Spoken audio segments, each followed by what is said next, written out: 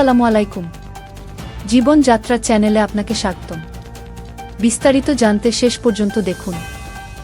আল জাজিরার মুখপাত্র তারেক আবু আজ্জুম জানিয়েছেন যে গাজা যুদ্ধবিরতি চুক্তির অংশ হিসাবে ১১০ ফিলিস্তিনি বন্দীর মুক্তি উদযাপন করায় অধিকৃত পূর্ব জেরুজালেমে ১২ ফিলিস্তিনিকে ইসরায়েলি পুলিশ গ্রেপ্তার করেছে।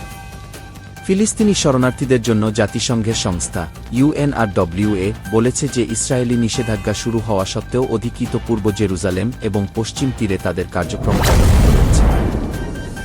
ইসরায়েলের ভেতরে হামাসের বার্তা পাওয়া যাচ্ছে।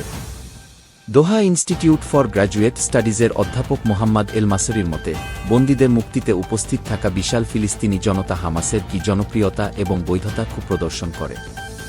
স্পষ্টতই হামাস সমস্ত পর্যবেক্ষকদের শক্তি এবং আস্থার বার্তা পাঠানোর চেষ্টা করছে, শুধুমাত্র গাজার ভিতরের ফিলিস্তিনিদের নয়, অন্যান্য আরব রাষ্ট্র, মধ্যস্থতাকারী এবং যুদ্ধোত্তর গাজায় একটি বক্তব্য রাখতে পারে এমন লোকদেরও, তিনি আল জাজিরাকে বলেছেন।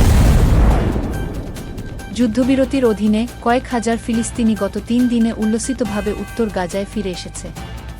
যাই হোক, তাদের স্বদেশ প্রত্যাবর্তন তিক্ত হয়েছে কারণ প্রায় প্রত্যেকেরই বন্ধু বা আত্মীয়রা মারা গেছে এবং অনেক উত্তরের পাড়াগুলি ১৫ মাসেরও বেশি যুদ্ধের দ্বারা ধ্বংসযজ্ঞের একটি সর্বনাশ ল্যান্ডস্কেপে রূপান্তরিত হয়েছে। ধন্যবাদ শেষ পর্যন্ত সাথে থাকার জন্য। পরবর্তী আপডেট পেতে আমাদের চ্যানেলটি সাবস্ক্রাইব করে লাইক, কমেন্টস এবং শেয়ার করতে ভুলবেন না যেন।